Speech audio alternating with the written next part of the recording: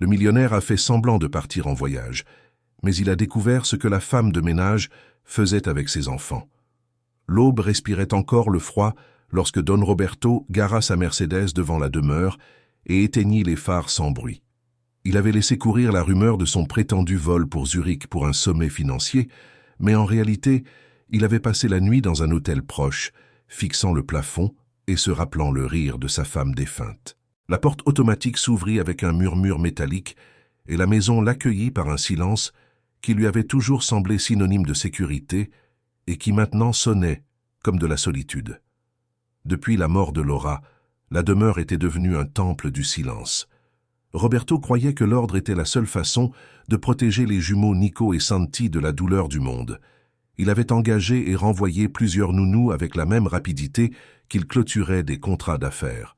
La dernière arrivée était Elena, une jeune femme qui travaillait comme femme de ménage le matin et avait accepté de s'occuper des enfants l'après-midi pour compléter son salaire. Doña Gertrudis, la gouvernante, la regardait avec mépris depuis le premier jour, murmurant qu'une personne sans classe ne devait pas toucher les héritiers de la famille. Roberto poussa la porte principale et s'arrêta pour écouter. Il s'attendait à des pleurs, des disputes ou la télévision à plein volume. Mais ce qu'il entendit le paralysa. Des rires profonds, contagieux, presque sauvages. C'étaient ses enfants. Des rires qui n'avaient pas résonné dans cette maison depuis plus d'1 an. Il avança dans le couloir, en sentant que chaque pas pesait comme du plomb, et que son cœur battait dans un mélange de curiosité et de peur. En jetant un œil dans le salon, il vit une scène qui le désarma. Elena était assise par terre, pieds nus, entourée de coussins colorés. Elle portait un tablier simple et des gants en caoutchouc jaune aux mains. Nico et Santi grimpèrent sur ses jambes pendant qu'elle simulait être un pont humain, se balançant doucement, comme si elle respirait avec eux. Santi, le plus fragile, se tenait debout avec effort, appuyant ses petites mains sur les épaules de la femme de ménage. Nico riait et agitait les bras comme s'il dominait le monde. La lumière de l'aube baignait la pièce, illuminant la poussière suspendue dans l'air comme de petites étoiles. Pour n'importe quel observateur, c'était de la pure tendresse. Pour Roberto, habitué au luxe rigide, c'était du chaos. Il vit du danger, un manque de respect, des microbes sur les gants, et sentit que son autorité s'effondrait comme un mur mal construit. Un murmure s'échappa de ses lèvres. « Mais qu'est-ce que c'est que ça ?» Sa voix brisa la bulle de joie. Elena sursauta. Son corps se tendit et les enfants, sensibles au changement, cessèrent instantanément de rire. Santi perdit l'équilibre et s'inclina vers le sol en bois brillant. Roberto fit un pas désespéré, mais Elena fut plus rapide. Elle lâcha les chevilles des petits et attrapa Santi en l'air tout en serrant Nico contre elle avec l'autre bras. Dans un mouvement fluide, elle les protégea contre sa poitrine comme une mère protégeant ses petits. Les jumeaux éclatèrent en sanglots, un cri aigu qui traversa les murs de la maison. Roberto traversa le salon et arracha Nico des bras d'Elena avec brusquerie. « Lâchez mes enfants tout de suite », ordonna-t-il d'une voix chargée de colère. Santi rampait vers elle, s'accrochant désespérément à sa jambe. Roberto le souleva maladroitement, mais l'enfant se débattit et pleura, cherchant à nouveau l'étreinte de la femme de ménage. Elena, toujours au sol, tremblait. « Monsieur, nous faisions des exercices pour aider Santi », expliqua-t-elle d'une voix brisée. Roberto eut un rire amer. « Des exercices ?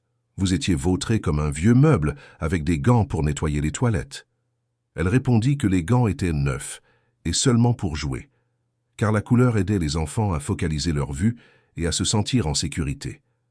Gertrudis apparut à la porte avec son expression sévère et froide. Elle murmura à l'oreille de Roberto que les enfants ne pleurèrent pas quand ils partaient et que cela était suspect. Elle sema le doute avec des paroles venimeuses, insinuant qu'Elena pouvait les manipuler ou même les droguer en secret. Roberto, aveuglé par la jalousie et la douleur, ordonna à Elena d'aller dans sa chambre et de préparer ses affaires immédiatement. Dans la chambre de service, Elena pliait ses vêtements tout en entendant les jumeaux pleurer sans consolation. Sa valise en toile était ouverte sur le lit étroit et grinçant. Elle pensait à sa mère malade et à comment elle perdrait son emploi si on la renvoyait. Chaque cri de Nico et Santi lui transperçait la poitrine comme un couteau brûlant. Roberto fit irruption dans la pièce sans frapper. Il arracha un dessin de Nico collé au mur et le jeta par terre avec mépris. Il lança une liasse de billets sur le lit comme indemnité et lui interdit de s'approcher à nouveau des enfants. Elena défendit sa dignité et lui dit que ses enfants avaient faim d'affection, pas de luxe. Il cria et l'expulsa de la maison avec des mots durs. Quand Elena marchait vers la sortie de service, Santi eut une crise de pleurs qui l'empêcha presque de respirer. Roberto, désespéré, la rappela. Il lui tendit l'enfant et en sentant son odeur et son contact, Santi se calma instantanément. Roberto resta stupéfait et confus. Il lui demanda de prouver ce qu'elle disait sur les exercices. Dans le salon, Elena plaça Santi debout face à elle. Peu à peu, elle s'éloigna et l'encouragea à marcher. L'enfant fit des pas maladroits mais décidés jusqu'à tomber dans ses bras. Nico applaudit, excité. Roberto sentit que son monde se fissurait. Aucun médecin n'avait réussi cela. Gertrudis intervint en semant une nouvelle accusation. La broche en diamant de Laura avait disparu du coffre-fort. Elle désigna Elena comme la seule suspecte. Roberto, troublé, permit de fouiller la valise. À l'intérieur apparut la broche, soi-disant cachée parmi les vêtements. Elena resta paralysée de terreur, niant l'avoir mise là. Cependant, Roberto avait récemment installé des caméras de sécurité. Il monta dans son bureau et visionna les enregistrements. Il vit Gertrudis sortir la broche du coffre-fort et la cacher dans la valise d'Elena. La trahison fut enregistrée avec clarté. Il descendit calmement dans le vestibule et laissa Gertrudis répéter son accusation théâtrale. Puis il montra la vidéo sur son téléphone. Le masque de la gouvernante s'effondra. Roberto la renvoya immédiatement et l'expulsa de la maison, menaçant de remettre les preuves à la police. Elena se réfugia avec les enfants dans sa chambre, craignant l'arrivée des autorités.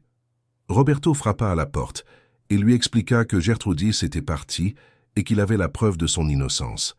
Il lui montra d'autres vidéos où l'on voyait l'affection et les progrès des jumeaux avec elle. Cette nuit-là, Roberto s'assit par terre près de Nico pour la première fois. L'enfant le serra dans ses bras. Roberto pleura, reconnaissant qu'il avait été absent, même en étant présent. Il demanda à Elena de rester, non comme employée, mais comme membre de la famille, et comme sa professeure pour apprendre à jouer et à aimer. Elena accepta à une condition, que le lendemain, Roberto utilise des chaussettes marionnettes pour jouer avec les enfants. Il rit et accepta. La maison commença à changer. Le lendemain, à l'aube, Roberto descendit à la cuisine vêtu de vêtements confortables. Il prit le petit déjeuner avec les jumeaux et passa la matinée à apprendre à s'occuper d'eux, à changer les couches et à rire. Il appela l'hôpital pour accélérer l'opération de la hanche de la mère d'Elena et en assuma les frais. Quand une patrouille arriva suite à une fausse dénonciation de Gertrudis, Roberto remit la vidéo et clôtura définitivement l'affaire. Il ne permit plus jamais que l'ombre de la vieille femme plane sur sa maison. Des mois plus tard, la demeure n'était plus un temple du silence. Roberto jouait allongé sur le tapis avec des chaussettes marionnettes pendant que Nico et Santi couraient, sûrs et heureux. Santi, l'enfant qui ne marcherait jamais, menait maintenant les courses. Elena observait avec gratitude depuis la cuisine, déjà plus une employée invisible, mais une partie essentielle de cette nouvelle famille. Roberto comprit que sa vraie richesse ne se trouvait pas dans le coffre-fort, mais dans le rire de ses enfants et dans la femme humble qui lui avait appris à revivre. Et ainsi, la maison de marbre froid devint un foyer chaleureux, où l'amour, le sol partagé et les éclats de rire valèrent plus que n'importe quel diamant.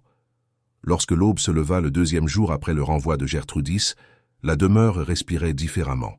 Roberto descendit les escaliers sans cravate, avec 2 chaussettes colorées dans la poche.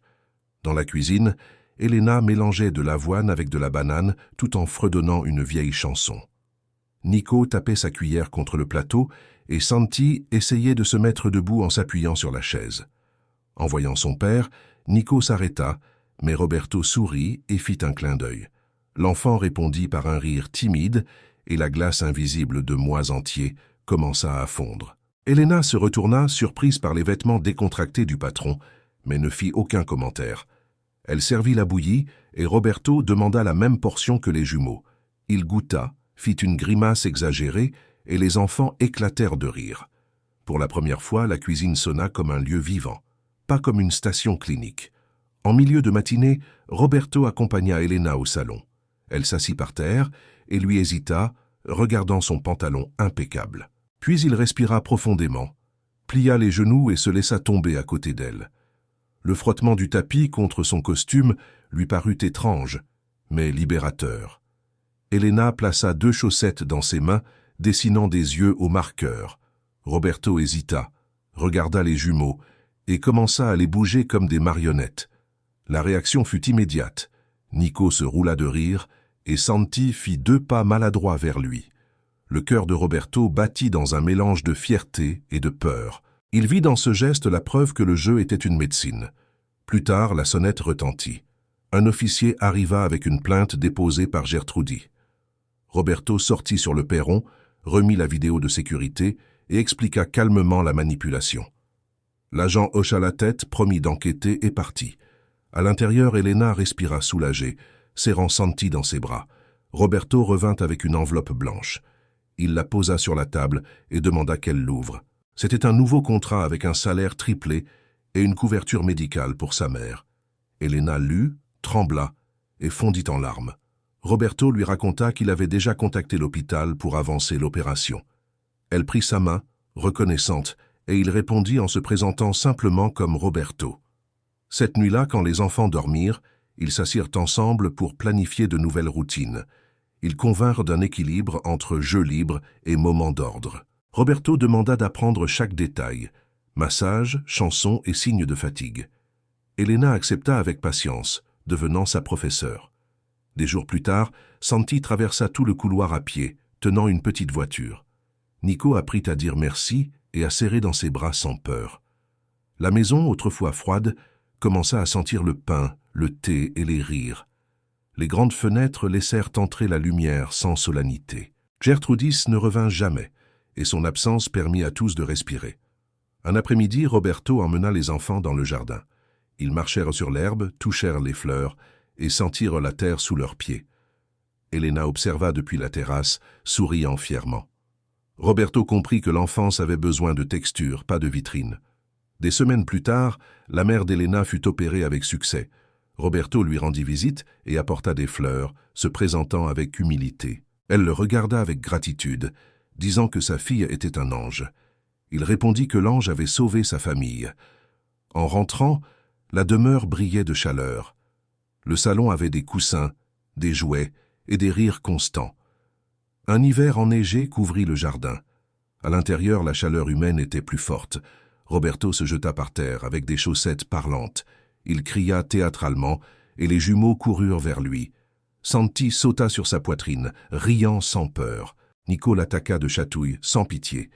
Elena posa son thé, s'approcha et se joignit au jeu. Ils roulèrent ensemble, mêlant rires et étreintes. De l'extérieur, la maison paraissait lumineuse, vivante. Roberto sentit qu'il était enfin revenu chez lui. Il comprit que la vraie richesse était d'entendre des pas courir vers lui. Il regarda Elena, reconnaissant, et elle répondit avec sérénité. La famille, autrefois brisée, respirait maintenant l'unité. La broche en diamant resta rangée, sans pouvoir. Le vrai trésor était par terre, partagé. Cette nuit-là, Roberto coucha les jumeaux. Il chanta maladroitement, mais avec tendresse. Santi prit sa main, confiant. Nico sourit avant de s'endormir. Elena observa depuis la porte, émue. Roberto se tourna et murmura « Merci ». Elle secoua la tête, désignant les enfants. La gratitude était mutuelle, silencieuse. En éteignant la lumière, la demeure ne craignait plus le silence. Le silence était maintenant repos. Dans le salon, les jouets attendaient de nouvelles aventures. Et dans le cœur de Roberto grandissait une certitude. Il avait appris à tomber pour se relever avec amour. Elena, de son côté, savait que sa place était là. Pas pour l'argent, mais pour les pas conquis. Dehors, la neige continuait de tomber, douce. À l'intérieur, la vie fleurissait bruyante. Et tandis que l'horloge marquait minuit, Roberto se murmura à lui-même « C'est ça, la maison ». Le lendemain matin, Roberto se réveilla avant le soleil. Il marcha pieds nus dans le couloir, écoutant les respirations tranquilles. Il ouvrit doucement la porte de la chambre des enfants. Il vit Santi endormi, serrant son ours, et Nico souriant dans ses rêves. Il se pencha, embrassa leur front et sortit sans bruit. Dans la cuisine, Elena préparait du thé et des toasts. Ils parlaient à voix basse, comme des complices. Roberto lui demanda de le guider dans les routines. Il apprit à calmer les pleurs, changer les couches et chanter des chansons. À midi, il reçut un appel de l'hôpital. L'opération de la mère d'Elena avait réussi. Elena pleura de joie, serrant Roberto dans ses bras. Il répondit par un geste humble, sans orgueil. L'après-midi, ils emmenèrent les jumeaux au parc. Santi marcha sur l'herbe humide, ferme. Nico partagea sa balle avec un autre enfant. Roberto observa, apprenant la patience. Elena expliqua que la confiance grandit avec la présence. En rentrant, ils peignirent avec des crayons sur du papier géant au sol. La maison résonna de rires et de pas rapides. Le soir, Roberto lut des contes avec des voix exagérées. Nico demanda de répéter, et il accepta avec plaisir. Santi s'endormit en tenant son doigt. Des semaines plus tard, la demeure n'avait plus de porte fermée. Roberto enleva les serrures inutiles, laissant l'air circuler. Elena décora les murs avec des dessins d'enfants. Des amis vinrent et furent surpris par la chaleur. Personne ne parla d'argent, mais de joie. Un jour, Roberto réunit le personnel. Il dit que le respect serait mutuel, sans abus. Il nomma Elena coordinatrice des soins familiaux. Elle accepta, reconnaissante, sans arrogance. Les mois passèrent, et Santi courut pour la première fois. Nico chanta une chanson apprise avec Elena. Roberto enregistra chaque moment, plus pour la mémoire que pour la surveillance. À Noël, la maison se remplit de lumière. Elena amena sa mère, qui marchait maintenant avec une canne. Roberto la reçut avec des fleurs et de la gratitude. Ils trinquèrent au nouveau départ. Nico et Santi dansèrent devant le sapin. Roberto regarda Elena et comprit son destin. Il n'avait plus besoin de contrôle, mais de plus de cœur. Quand l'année se termina, la famille avait été unie. Roberto écrivit une lettre à ses enfants. Il promit d'être présent, de tomber par terre et de jouer. Elena lut la lettre avec des larmes heureuses. Et ainsi la demeure changea pour toujours. Elle cessa d'être un musée pour devenir un foyer. La broche resta rangée comme un souvenir, pas comme un pouvoir. Et Roberto sut que la vraie richesse battait sous son toit. Ils choisirent toujours l'amour plutôt que la peur et le silence. Toujours. Et avec le temps, Roberto cessa de mesurer la valeur en chiffres pour la mesurer en étreinte. Il apprit à s'asseoir par terre, à écouter sans juger et à célébrer chaque petit pas de ses enfants. Elena continua de le guider avec patience et tendresse, prenant soin de Nico et Santi comme s'ils étaient les siens. La demeure ne fut plus un palais silencieux, mais un foyer vivant, rempli de rires, de pas et de chansons. Roberto comprit que l'amour ne s'achète pas. Il se construit chaque jour, en roulant sur le tapis et en choisissant d'être présent. Ainsi naquit une famille véritable et unie pour toujours.